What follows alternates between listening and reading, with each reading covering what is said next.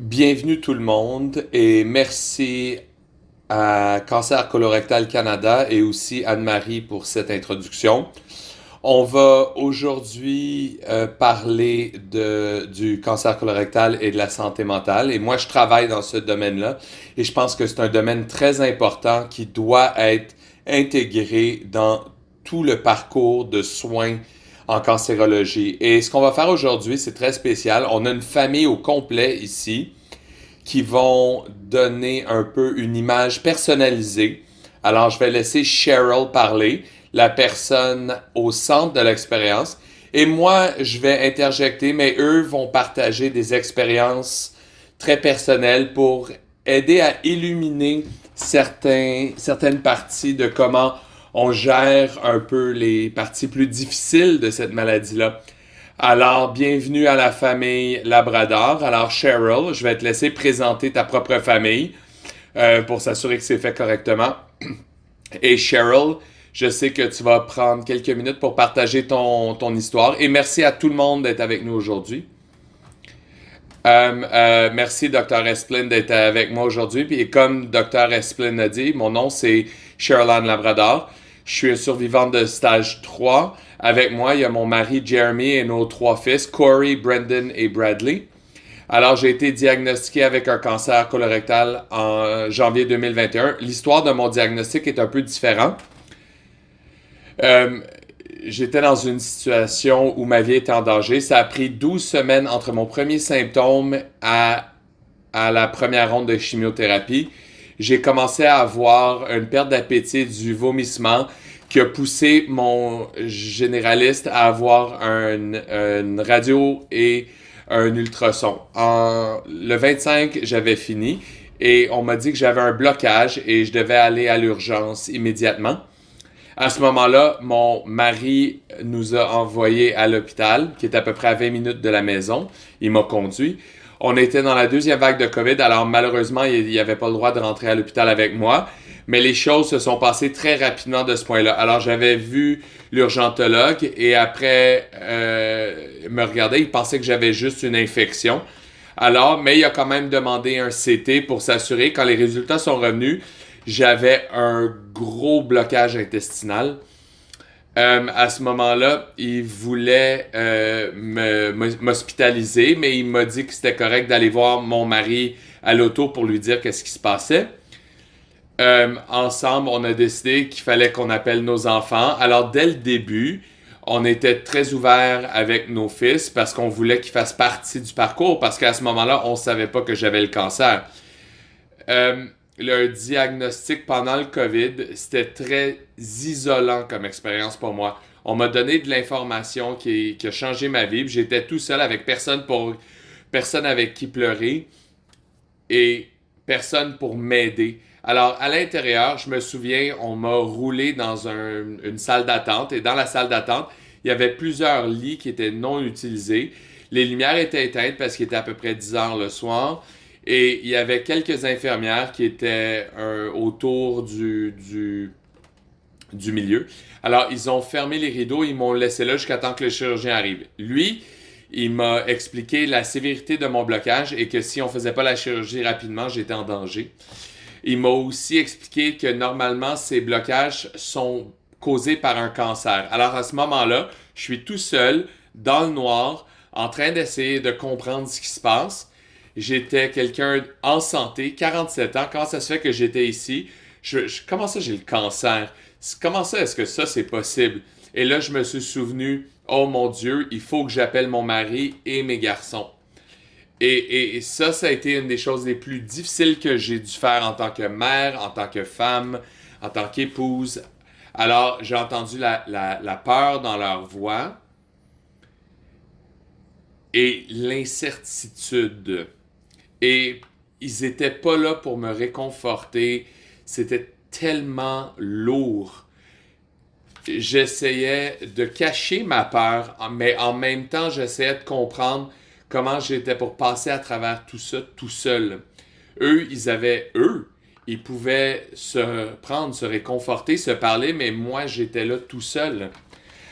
Les prochains jours ont été très difficiles pour nous pendant que j'attendais pour la chirurgie, mais Ma famille a essayé de me supporter virtuellement pendant qu'on essayait d'être ensemble une fois de plus. Les prochains jours ont été tellement faciles pour moi, mais tellement difficiles pour eux. Moi, j'ai eu la chirurgie. J'avais 2 pieds et demi de mon côlon retiré et mon ovaire. Euh, j'ai eu une incision de mon os jusqu'à mon pelvis et j'ai quand même dit que c'est plus facile pour moi. Eux, ils ont eu la job difficile. La communication était tellement minimale parce que j'étais sur les narcotines. Ils auraient un texto avec quelques mots, puis c'était tout. Ils n'avaient aucun contact avec les médecins, les infirmières. Personne ne les a appelés pour leur dire qu'est-ce qui se passe. Le jour de ma chirurgie, je me souviens à quel point ils étaient énervés parce que ma chirurgie était censée être une couple d'heures, mais 6 heures plus tard, ils n'avaient aucune nouvelle. Apparemment, le médecin a appelé mon cellulaire et pas ceux de mon mari. Alors, 6 heures après, ils ont reçu un texto, un texto de groupe qui disait c'est je suis en vie, je suis vivante. Puis ils m'ont dit ça, c'est vraiment les meilleurs mots qu'ils ont jamais reçus. Et encore une fois, le jour d'après, le médecin rentre, confirme oui, Cheryl, t'as un cancer. Pour moi, j'étais tellement drogué que je me suis endormi, c'était correct, mais ma famille a dû naviguer la situation. Ils n'avaient pas les réponses aux questions. Encore une fois, ils étaient seuls à l'extérieur, ne savaient pas ce qui arrive à maman ou l'épouse ou qui était à l'hôpital. Là, on décide.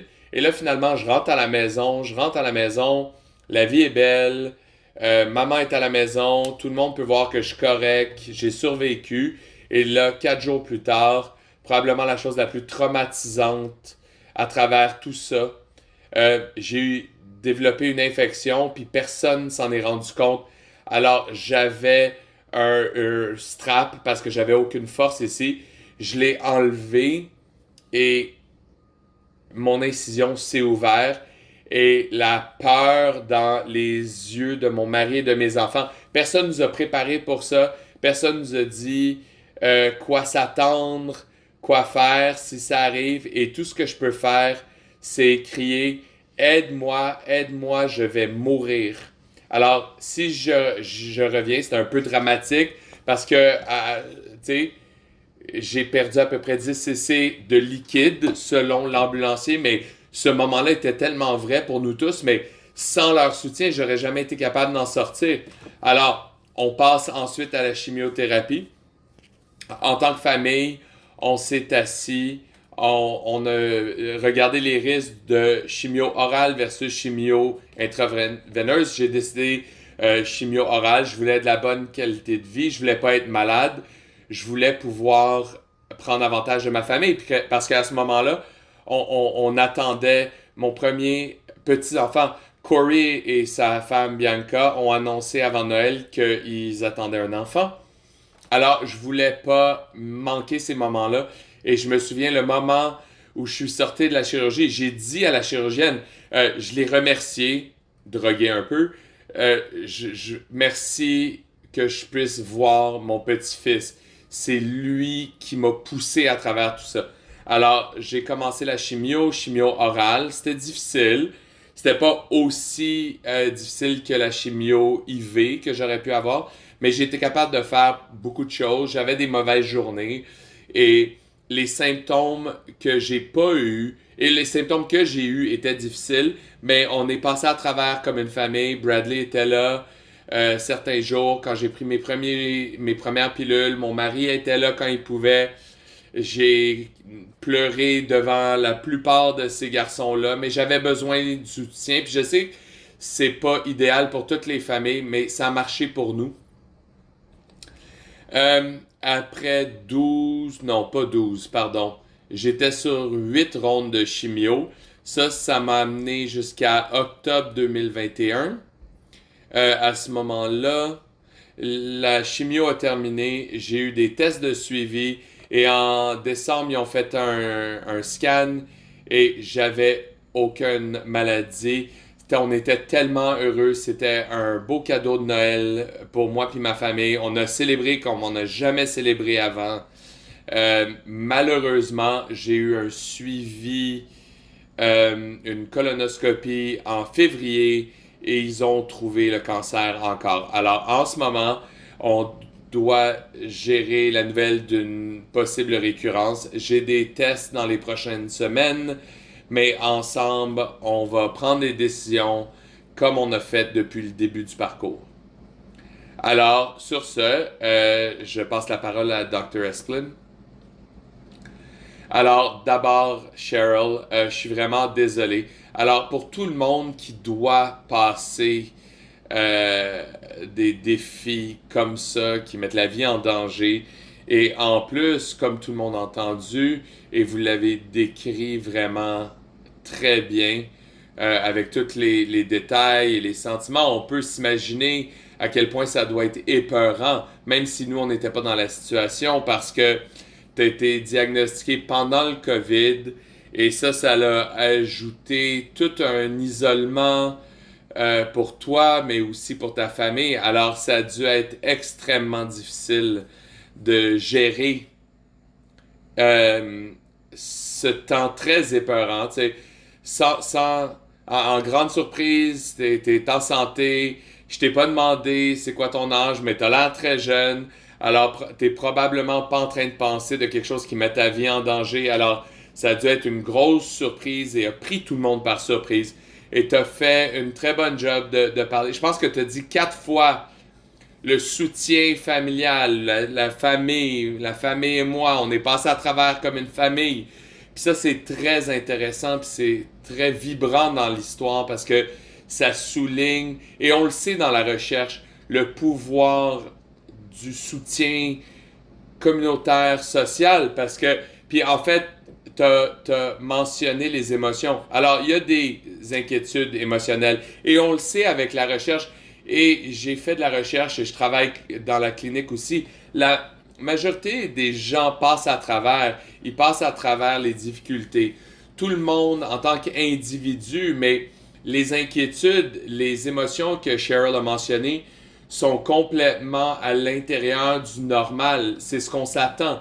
Alors la peur, le stress, l'anxiété, le peur d'une récurrence, on l'a mentionné à la fin. Puis ça, c'est une des choses les plus communes, courantes. Même après tous les traitements, 80-90% des patients peuvent encore avoir de la peur de récurrence.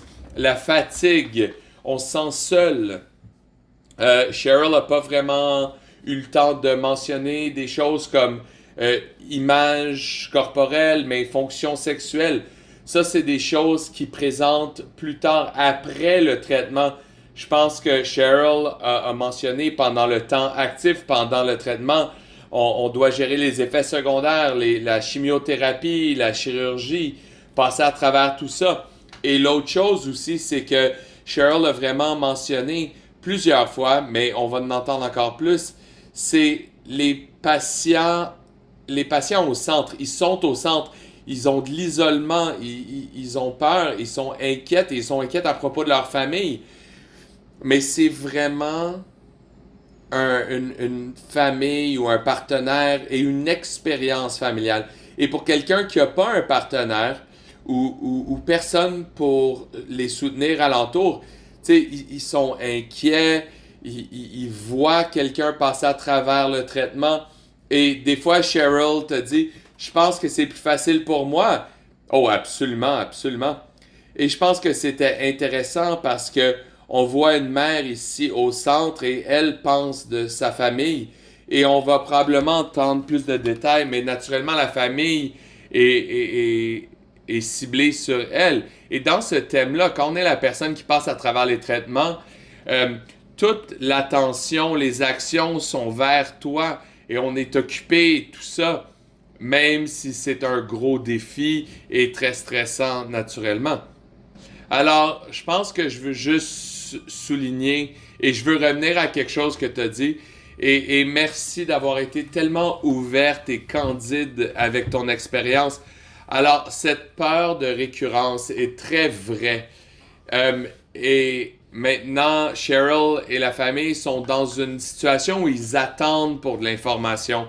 Ils attendent pour les tests. Ils passent à travers quelque chose parce qu'ils ont découvert quelque chose dans un test. Et la période, je pense que tu as dit le mot incertitude. et on s'attend, on attend et on se demande. Et vous êtes à la maison et ça peut être différentes choses, mais je veux juste souligner que n'importe quand qu'on est dans une étape transitionnelle, dans une situation en cancérologie, les temps de transition ou les périodes où on attend pour de l'information, c'est le plus haut taux d'anxiété, de stress associé. Et quand on se sent anxieux, c'est compréhensif que les individus, incluant les familles, peuvent aussi avoir de la détresse ou de la dépression. Et juste vérifier et regarder ça parce que tous les programmes de cancérologie ont des programmes de psychologie et des gens qui peuvent aider avec ces défis-là. Alors, Cheryl, je pense qu'on aimerait faire, et la beauté de la session, c'est qu'on a la personne qui doit vivre avec la maladie au centre, mais on va entendre d'autres parties de l'histoire que je pense sont aussi très très importantes parce que comme j'ai dit, ça a un impact sur tout le monde qui est alentour. Alors, je vais demander et poser des questions. Je vais l'ouvrir et n'importe qui peut parler. Alors, on a le partenaire, les fils adultes. Alors, d'abord, si j'allais vous demander, parce que naturellement, c'est une maladie très difficile. Alors, qu'est-ce que vous diriez étaient vos un ou deux top défis? Et ça serait intéressant d'entendre de plus de un de vous. Alors, qu'est-ce que vous diriez pour vous? Pas la famille, pour vous. Qu'est-ce qui était le plus grand défi que vous aviez pendant que votre mère ou votre femme est passée à travers ça?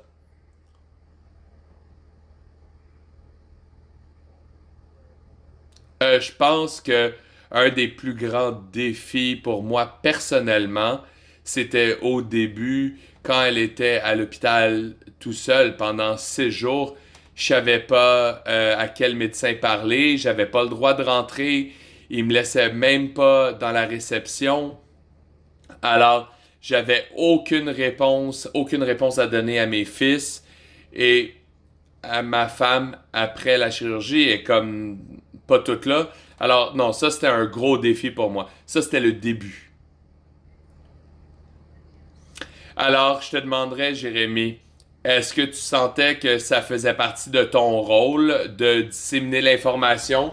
Alors, vous ne pouviez pas avoir l'information, mais est-ce que tu pensais que c'était ton rôle en tant que partenaire euh, d'informer? Oh, absolument. Absolument. Tous nos amis, notre famille, ils me textaient, ils m'appelaient tous les jours et j'avais aucune information à leur donner. Et tu sais, tu te sens un peu sans espoir parce que le plus on le dit, le plus on le dit, tu sais, je le sais pas, je vais te laisser savoir, je vais te laisser savoir. Puis ça continuait jour après jour après jour. Alors ça, c'était un gros défi pour moi personnellement.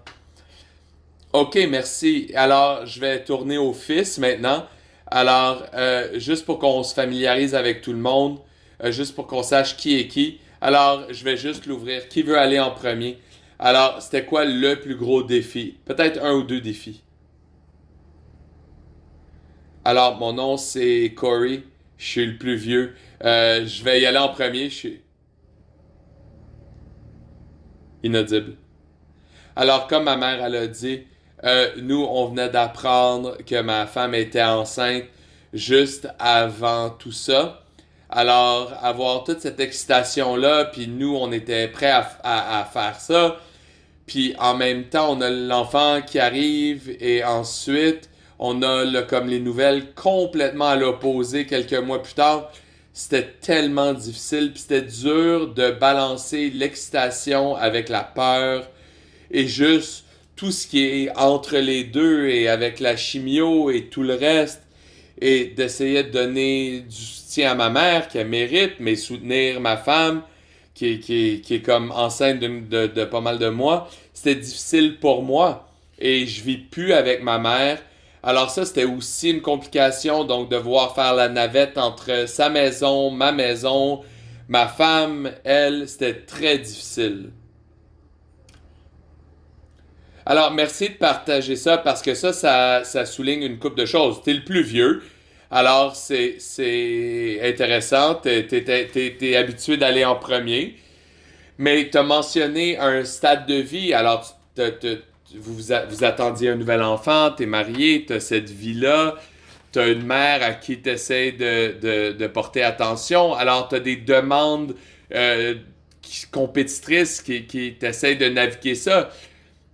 Puis t'as entendu ta mère qui a dit qu'elle avait ça en tête, qu'elle attendait le petit enfant, c'était une motivation. Mais je pense que t'as vraiment souligné que pour toi, ton étape de vie, t'as des vraiment bonnes nouvelles, des nouvelles excitantes, puis là, devant, tu sais, avoir un parent qui a une maladie grave aussi, c'est intéressant.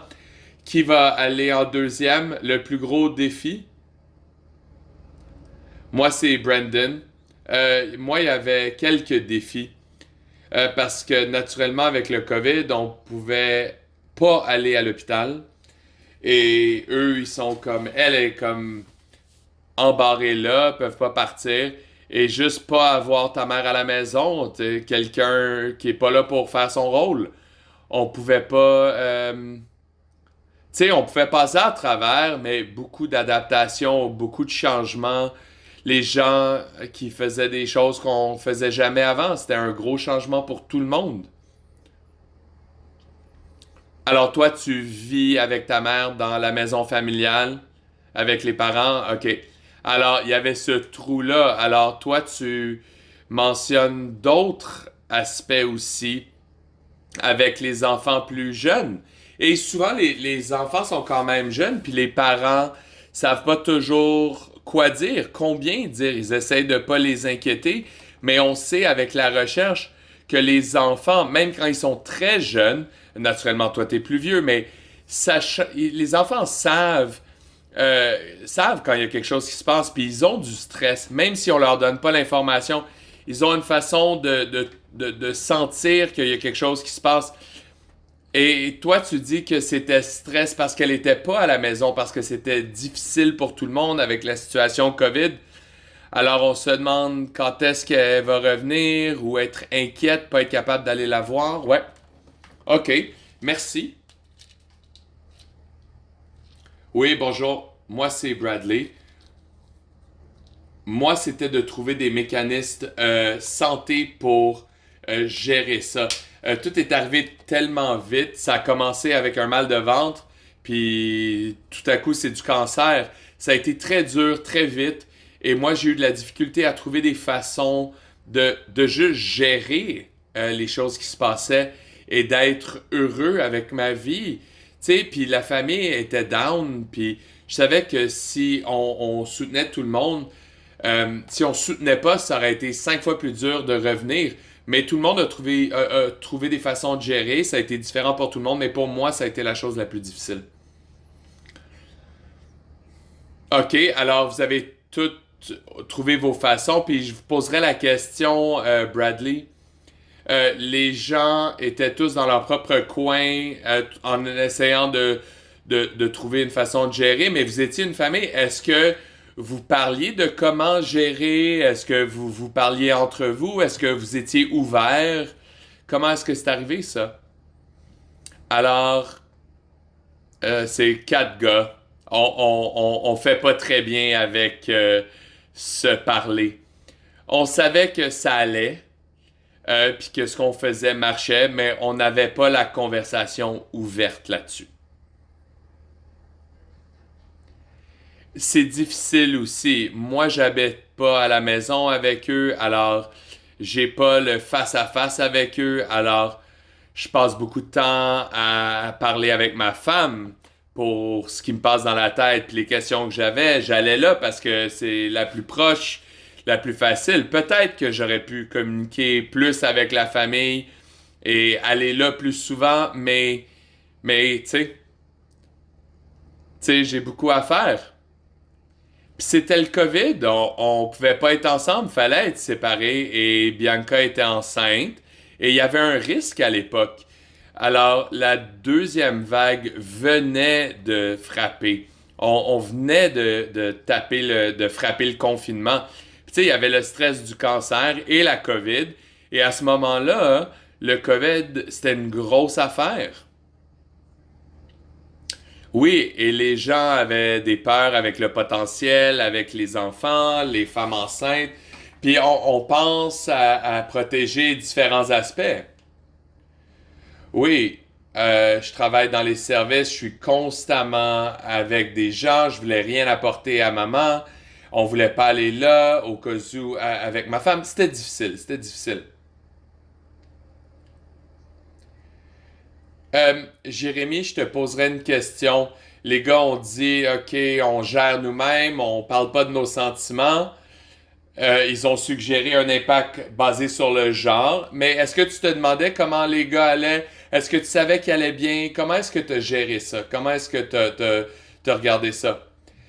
Non, mais on a eu des conversations. Ils étaient pas en grande profondeur, parce que c'est des jeunes garçons, puis c'est de ma faute plus que la leur. Mais, tu sais, autant qu'on pense que si quelque chose arrive à la personne que t'aimes, tu sais, je le gérais de cette façon-là, mais tu sais, tant que ça t'arrive pas, puis que t'es pris par surprise. Moi, j'ai été pris par surprise.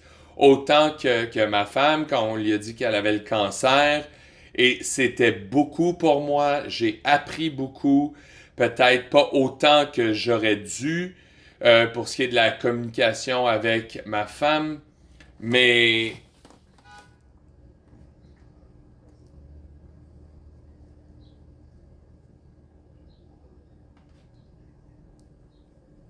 oh, c'est le chien. Je vois ça, désolé.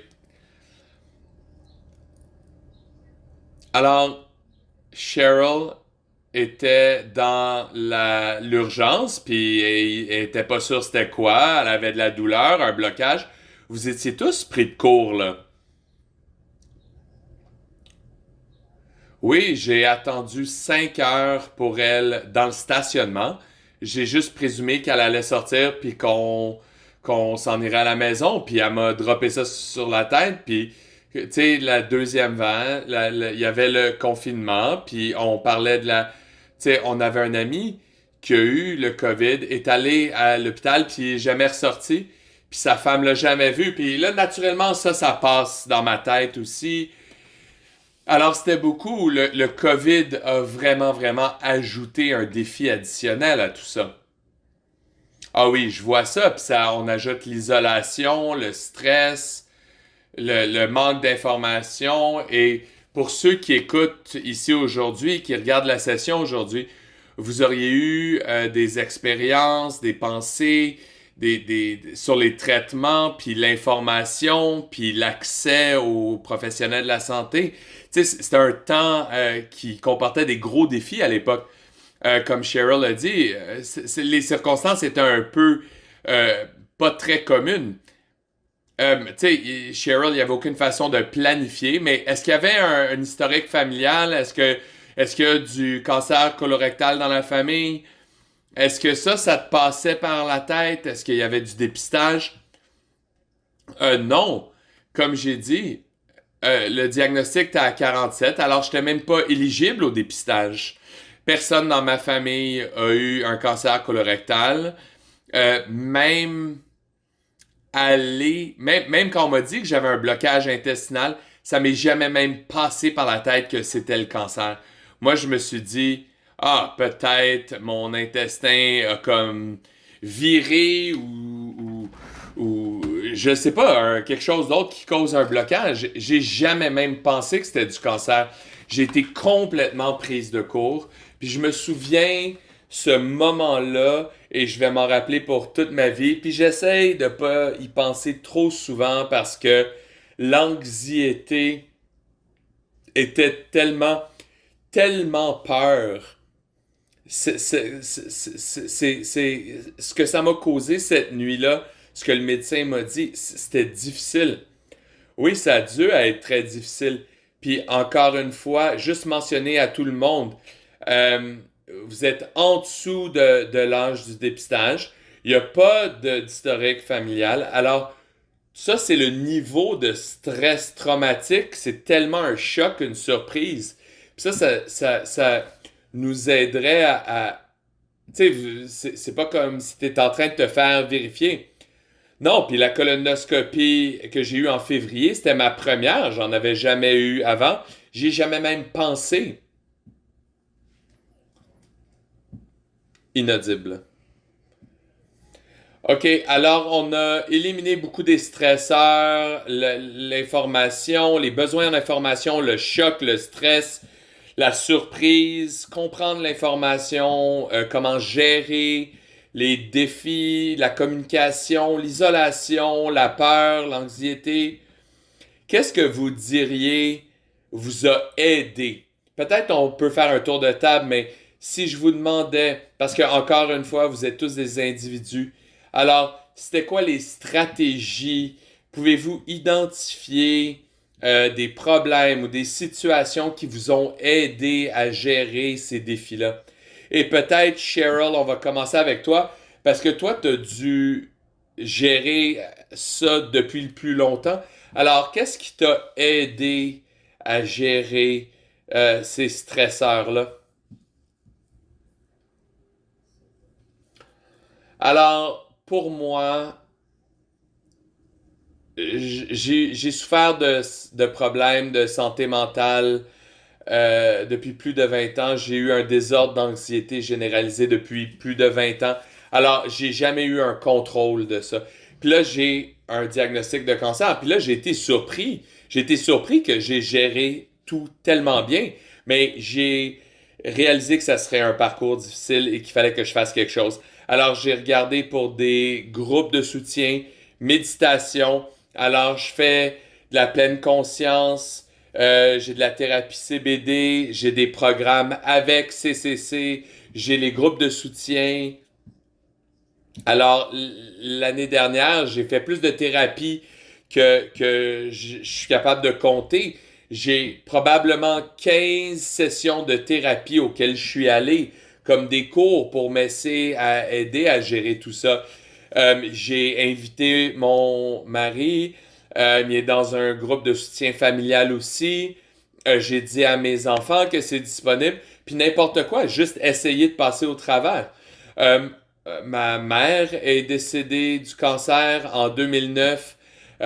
Mes fils ont passé à travers. Alors, je veux mentionner parce que c'était très important pour nous. Euh, Eux, ils ont vu un diagnostic de cancer étant terminal. Et il fallait que ça soit clair que le mien n'était pas terminal. Et ça, c'était le plus important dès le début. Oui, maman a le cancer, mais elle allait passer à travers. C'était un processus, c'était pas un diagnostic terminal. Alors, alors même à cette époque-là, on a fait de la thérapie en famille, en tant que groupe, pour les aider à gérer ça. Alors, c'est comme ça que moi, je l'ai fait. Et je veux dire, les groupes, ils aident. Ils aident vraiment. Je suis vraiment très zen en ce moment.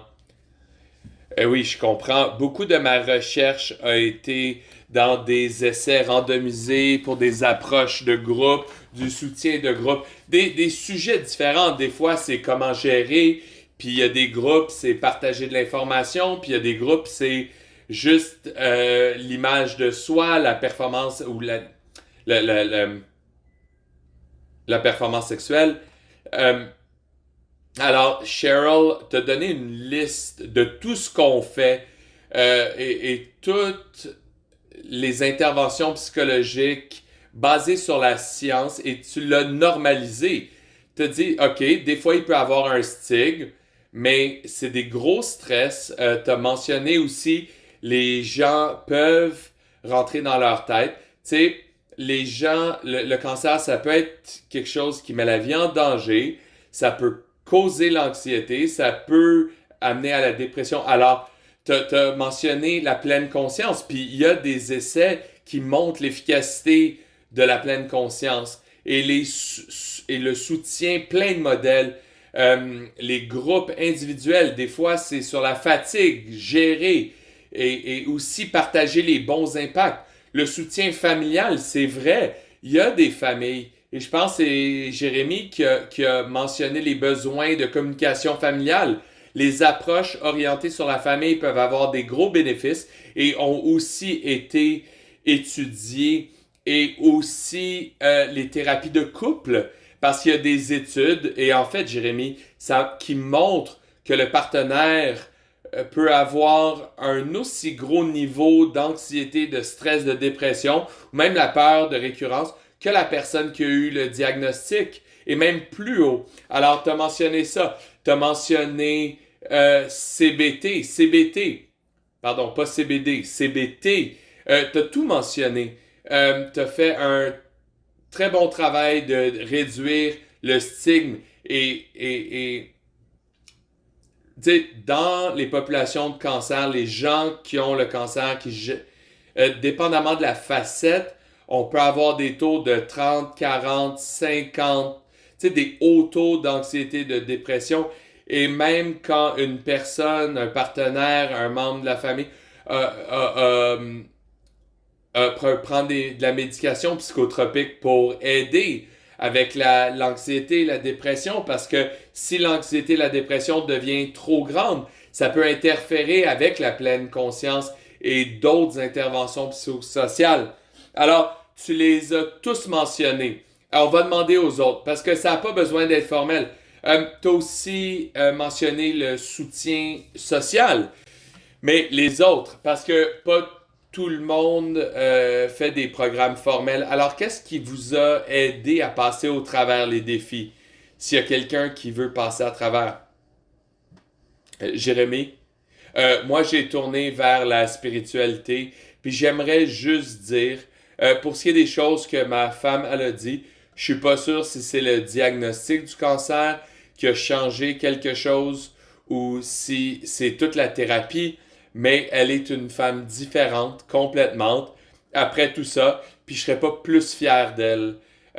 On a eu une conversation l'autre jour, puis je lui ai dit, tu sais, ton optimisme maintenant, est-ce que c'est un masque pour la peur que tu as en dedans? Puis elle a dit non, non. Elle se sent très zen à propos de tout. Alors je pourrais pas être plus fier de ma femme et j'aimerais ça juste le dire.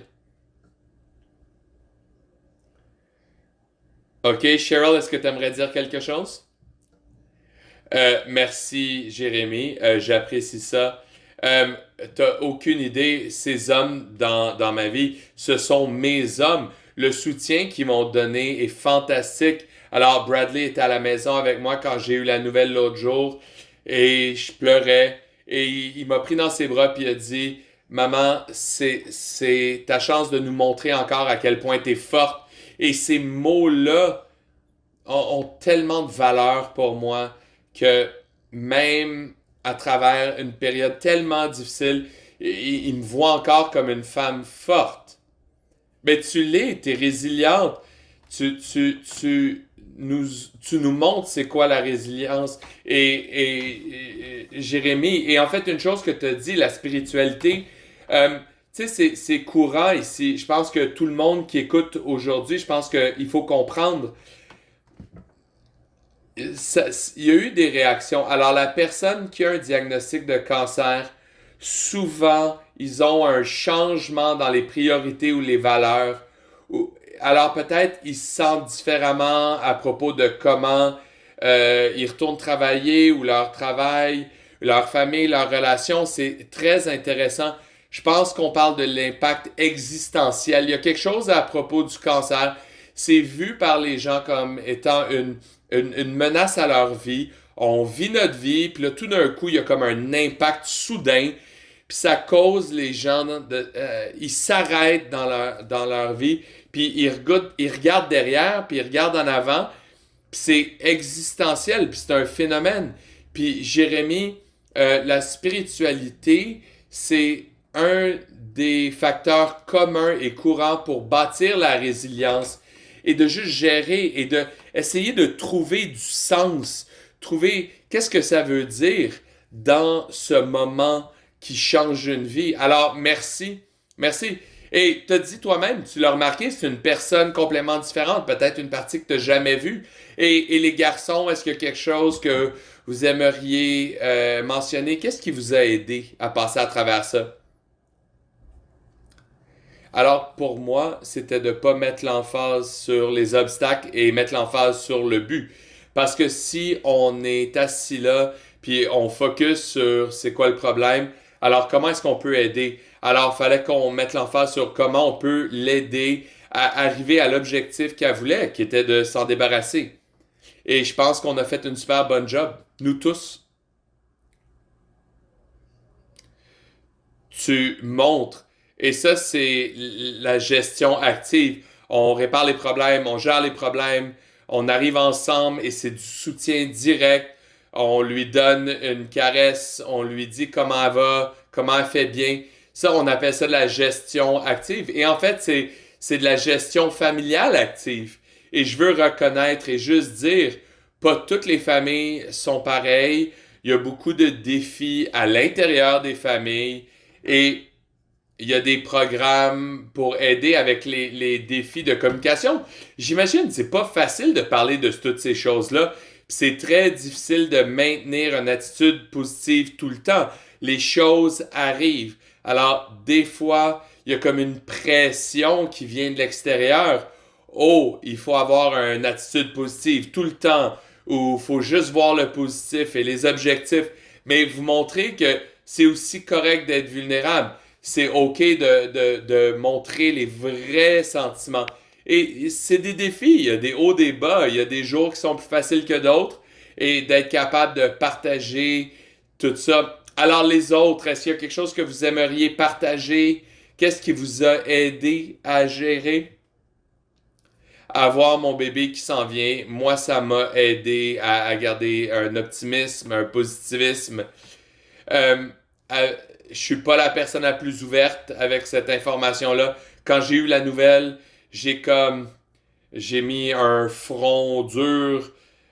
Mais là, 3, 4 jours, j'étais en train de manger avec ma femme. Puis là, je posais des questions comme c'est quoi le cancer de stade 3 et juste avoir ma propre information sur Google parce que je n'étais pas le meilleur à m'ouvrir pour les choses difficiles comme ça. Mais avoir ces personnes-là, quand j'avais les grosses questions, des gens à qui parler, c'était très utile. Oui, puis tout le monde est différent, tout le monde a des façons de gérer individuelles, puis c'est correct, tout le monde est unique. Et toi, t'as eu un défi différent en vivant dans une autre province, mais t'es resté dedans, tu communiquais, les gens partageaient avec toi. Alors, ça a dû être plus difficile, tu sais, pas être ici, pas pouvoir le voir avec tes yeux.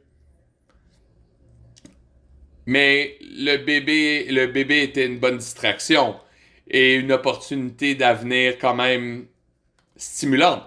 Puis ça aussi, c'est important pour gérer des défis.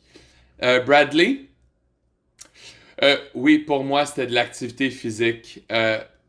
Moi, j'essayais de faire autant de sport que possible, que ça soit du hockey, du golf, n'importe quoi. Et juste m'entraîner à la maison, juste n'importe quoi pour me garder distrait, puis juste que je me sente mieux à propos de moi-même. Et j'écrivais aussi beaucoup dans un journal. Quand j'avais des grosses journées difficiles, quand le golf aidait pas, je rentrais à la maison, j'écrivais quelques pages. Des fois, ça marchait, des fois, non. Mais tu sais, des fois, il y a des jours comme ça, on continue d'avancer, puis on le prend une journée à la fois. OK, c'est vraiment intéressant ça. Tu as mentionné différentes facettes. Alors, je vais parler d'activité physique parce que ça, c'est une stratégie excellente. Il y a des études là-dessus. Il y a des études sur les patients pour l'exercice et ça peut être contre-intuitif. Une des expériences les plus courantes avec un individu qui a le cancer, c'est la fatigue. Même longtemps après le traitement, c'est comme un impact résiduel. Et, tu sais, l'exercice et d'autres choses sont certaines des stratégies les plus importantes pour aider, pas juste pour aider à gérer, mais aussi gérer les symptômes comme la fatigue. Mais c'est vrai, Bradley, l'activité physique, le bien-être, la nutrition, c'est des choses qu'on prend soin de soi, puis sont aussi très aidantes pour avoir des stratégies de gestion. Ça aide avec la résilience. Et le journal est intéressant. Aussi, ça a été étudié dans des essais randomisés. Je vais juste le dire à n'importe qui écoute aujourd'hui. Juste écrire vos pensées, comment vous vous sentez de la journée, à la fin de la journée, peu importe. Ça a un bienfait, puis ça a été montré dans la recherche aussi. Alors, bravo, bravo, encore une fois, vous montrez différentes stratégies, différentes activités. Alors, je vais poser une autre question qui est un peu différente parce que je pense que Cheryl... Non, non, en fait, euh, Jérémy a parlé de Cheryl comme ça, mais pendant qu'on passait à travers tout ça, est-ce qu'on a appris quelque chose à propos de nous que peut-être on n'avait pas? Quelque chose de nouveau? Jérémy, moi j'ai appris que je suis un terrible communicateur envers ma femme. Alors, ma femme a mentionné, je fais partie d'un groupe de soutien pour les partenaires, pour le cancer colorectal. J'ai trouvé ça très informatif. J'ai appris comment faire de l'écoute active, que j'ai appris que je faisais pas. Alors, tu parlais plus tard, tu sais, personne peut être positif tout le temps. Ça, c'était mon go-to avec, oh, ouais, tu sais, reste positif, reste positif. Puis, elle s'est tannée de ça et j'ai réalisé, ben, je comprenais pas pourquoi elle se sentait comme ça. Puis là, j'ai lu la page web du CCC et comment gérer avec les gens. On dit pas ça parce que on ne valide pas leurs sentiments. Alors oui, j'ai appris qu'il fallait que j'écoute mieux, un meilleur communicateur aussi. C'est intéressant. Tu es capable d'aller dans ce groupe de proches aidants, puis te demander pour du soutien, puis tu donnes du soutien à d'autres. Puis je regarde le temps, on a seulement 2 3 minutes, puis je sais que on veut du temps pour les gens de poser des questions, puis on a quelques minutes, puis je veux dire au cas où qu'on nous coupe, je veux juste vous remercier de m'avoir donné du temps. Vous êtes tellement ouverts. Et c'est remarquable de montrer comment vous avez été capable de gérer en tant que famille. Puis on regarde des carrés ici parce qu'on est en virtuel, mais vous faites beaucoup de stratégies en tant que famille. Puis je pense que c'est magnifique à voir. Alors, il nous reste 1 minute ou 2. Est-ce qu'il y a quelque chose que vous voulez dire, quelque chose que vous avez appris à propos de vous? Oui, j'avais aucune idée. J'avais aucune idée que j'avais aucune idée à propos de rien qui avait à voir avec le cancer, même si ma grand-mère l'avait. Et je savais très peu au sujet du cancer. J'ai passé beaucoup de temps sur Google, j'ai posé beaucoup de questions à ma femme, puis j'essaie d'avoir le plus d'informations. Oui, puis trouver de l'information, puis c'est pas trop, puis tu sais, puis les gens ont pas cette pression de toujours être à jour. Mais c'est une excellente stratégie. Ça aide à gérer aussi. Parce que pas savoir ce qui se passe, c'est en fait beaucoup plus stressant. J'ai à peu près 1 minute et ensuite on va l'ouvrir aux gens qui écoutent aujourd'hui. Est-ce qu'il y a quelqu'un d'autre qui veut rajouter? Je veux juste dire rapidement pour moi, c'était la force qui était nécessaire pour passer au travers. Inaudible. Oui, effectivement. C'est vraiment un temps difficile, puis tu nous donnes ton temps, puis, puis tout ce que tu es en train de faire en ce moment. Alors, tu as vraiment démontré cette résilience, Cheryl. Merci. OK, est-ce qu'il y a autre chose à dire? Je pense qu'on va peut-être finir. Je veux remercier tout le monde. C'est tellement important ce que vous faites. Partagez de façon tellement ouverte. Je sais que ça contribue aux gens qui regardent. Il y a plusieurs ressources et je vais laisser la parole aux questions. Alors, merci à vous tous. On apprécie vraiment beaucoup. Merci. Oui, alors vraiment une très belle session, une magnifique famille. Merci beaucoup tout le monde d'avoir participé à ça. Je suis Anne-Marie Wright, on s'est déjà rencontrés à l'arrière et je suis juste ici aujourd'hui pour aider avec les questions qui sont rentrées des gens qui écoutent. Alors, il y a des douzaines de questions que j'ai vues passer. On va pas pouvoir les demander tous. Alors, on va les demander dans l'ordre. Alors, la première question, c'est pour Dr. Esplin. Alors, ce serait quoi les conseils pour les familles qui passent à travers une situation similaire, mais avec des enfants plus jeunes? Alors, on a des adultes Alors, est-ce que la situation est différente?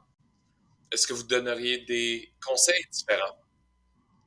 Oui, merci, puis à tout le monde qui est ici. Alors, je pense que la grande chose de garder en tête, c'est que pour communiquer quelque chose, mais de euh, passer l'information basée sur la... Si vous n'êtes pas sûr, la plupart des programmes pour le cancer ont des travailleurs sociaux, des gens dans le psychosocial, même des infirmières qui ont de l'expérience. Alors, on le sait que quand on communique pas, les gens pensent, ben, j'ai pas besoin de dire ou de le dire aux jeunes enfants. Puis on le sait avec les études que des fois, ce qui est rendu plus gros dans leur tête, c'est en fait rendu plus gros que la photo initiale. Alors, soyez ouverts sans en donner trop. Faut pas les en donner un barrage d'informations. Puis l'autre chose de garder en tête, c'est que différents groupes d'âge pourraient réagir différemment, puis différents frères et sœurs. Alors, je peux vous donner. Alors, par exemple, pour les adolescents, alors, c'est pas, ça serait commun qu'ils aient un défi, rentrer à l'hôpital ou passer du temps avec les adolescents. Et ça a été rapporté, on voit ça. Les jeunes enfants, très jeunes, ils peuvent régresser, peuvent revenir à quelque chose de plus jeune. Peut-être quelque chose qu'ils ont déjà fait, comme exemple, un jouet ou s'ils ils sucent leur pouce, ils pourraient revenir à ça parce qu'ils sont anxieux, puis on considère ça normal. Alors, ils ont besoin d'aide, d'autoconfort.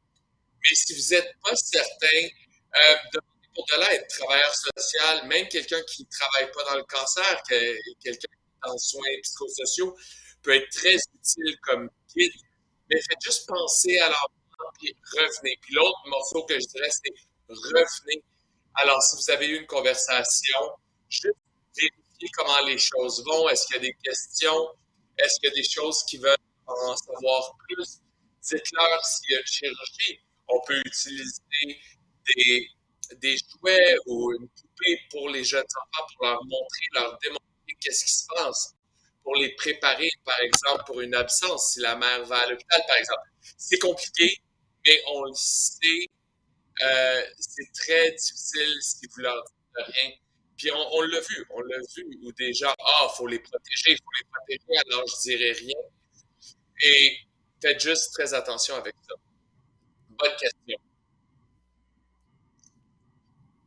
Oui, la prochaine question qui est rentrée, c'est pour toi, Cheryl. La question, c'est ton anxiété et si c'est pire avec le diagnostic de cancer et comment est-ce que tu as géré le stress, l'anxiété en plus du cancer? En fait, j'ai trouvé que c'est un peu mieux. Alors, l'anxiété, pour moi, c'était toujours, j'avais peur de l'inconnu. Puis, dans la situation ici, je savais c'était quoi. Alors, j'avais pas de raison de stresser. Euh, les différentes thérapies que j'ai eues ont aidé à garder mon stress sur un niveau gérable tous les jours. Euh, alors, la pleine conscience, c'est vraiment ce que je fais le plus maintenant. Être présente, être dans le moment, puis saisir des choses quand ils arrivent. Et même là, je prépare pour des tests en fait demain. Euh, mon niveau de stress, c'est quand même pas pire. Une fois qu'on a eu le diagnostic de cancer, il n'y a pas pire qui peut arriver. Alors, je trouve que c'est vraiment, vraiment mieux. Oui, puis j'ai aimé l'espèce de fil de spiritualité. On sait que votre famille en parle. Et, la pleine conscience, c'est pas nouveau, mais on en parle de plus en tant que comment on peut gérer les différents problèmes avec le cancer. Cheryl, une autre question pour toi et je veux te la donner parce que clairement, ça vient d'un ami, Karima, qui dit c'est pas de devoir, t'as l'air bien. Alors, elle a trois garçons aussi 28, 21 et 10. Et sa question, c'est vraiment pour le soutien, pour les groupes de soutien, pour les enfants. Et t'as trois beaux garçons, je serais curieuse de savoir, euh, est-ce que, qu'est-ce que vous saviez au sujet des groupes de soutien qui étaient pour vous? Est-ce qu'on t'a présenté des groupes de soutien pour ta famille? Alors, la question courte, c'est non, on ne nous a pas donné cette information-là. J'ai trouvé les groupes de soutien pour mon mari et pour les garçons une fois que j'ai commencé à travailler avec CCC. On ne nous a pas donné de l'information à l'hôpital, mon équipe d'oncologue. Euh, je travaillais avec une travailleuse sociale là. Eux, ils m'ont poussé vers Wellspring, mais l'information sur les groupes de soutien était très, très, très difficile à trouver. Même quand on allait dans Google, c'était pas quelque chose qu'on pouvait trouver facilement. Et les garçons, est-ce que vous avez des conseils? Est-ce que vous avez cherché pour des groupes de soutien vous-même? Ou est-ce que vous avez fait des recherches, des groupes d'éducation, des choses à partager, votre parcours, à trouver de l'information? Malheureusement, non, je suis jamais allé dans les groupes de soutien. On en a fait un en tant que famille. Tout le monde est venu ensemble. On en a fait un ensemble. On a jasé un peu sur comment les choses allaient. Mais c'est difficile à passer du temps avec les groupes sociaux avec un bébé. Alors, je veux juste rajouter d'abord, Cheryl, vous êtes tous arrivés dans le temps COVID. Alors, il y a eu moins d'opportunités pour ça. Moi, je suis un grand fan dans les groupes de soutien et ces mécanismes-là. Naturellement, il y a le CCC, mais il y a aussi CCRAN. Eux partagent de l'information, des groupes d'information pour les patients. Des fois, Wellspring et Gildas Club à Toronto, c'est une autre source. Beaucoup de ces agences-là font leur groupe en ligne virtuellement. Peut-être qu'ils le font encore. Oui, merci d'avoir partagé ces ressources-là, Mary Jane. La question va à Jérémy et les garçons. Euh, Est-ce qu'il y a une émotion qui rentre dans la circonstance où ça vous a pris de court ou quand on regarde en arrière, partager avec les autres quoi s'attendre quand Cheryl a eu son diagnostic, le processus. Est-ce qu'il y a des émotions qui vous ont pris de court? Vous s'y attendiez pas? Oui, beaucoup.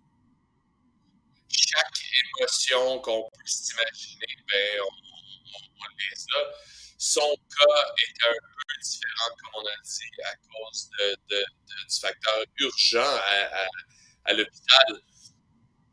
Alors, une minute, je ne savais pas si elle allait rentrer à la maison. Mais oui, oui, on passe à travers chaque émotion qu'on peut s'imaginer. Les garçons? Oui, comme la colère, c'est un gros. Euh, Comme papa dit, une minute tout va bien, puis la deuxième minute, maman est à l'hôpital, chirurgie d'urgence, puis on est fâché envers tout. Oui, l'anticipation, puis juste attendre qu'est-ce qui se passe. On peut passer à travers un bordel d'émotions juste pour ça. Oui, la peur de ne pas savoir ce qui s'en vient, pas savoir qui s'en vient, puis qu'est-ce qui se passe en ce moment parce qu'on peut pas être là, puis on passe à travers beaucoup, beaucoup. Je dois dire, pour finir, que la communication, le soutien que vous vous êtes donné, je ne sais pas, je ne vous connais pas du tout, mais je peux certainement le ressentir à travers l'écran. C'était très émotionnel d'écouter votre histoire. Je suis très heureuse que tout est de l'autre côté. Mary Jane, tu as fait un bon travail dans ton dans ton animation. Et merci à la famille Labrador. Puis pour les questions qui n'ont pas été répondues, on va revenir à vous Euh, et n'importe quoi que vous pourriez penser, vous avez besoin de ressources.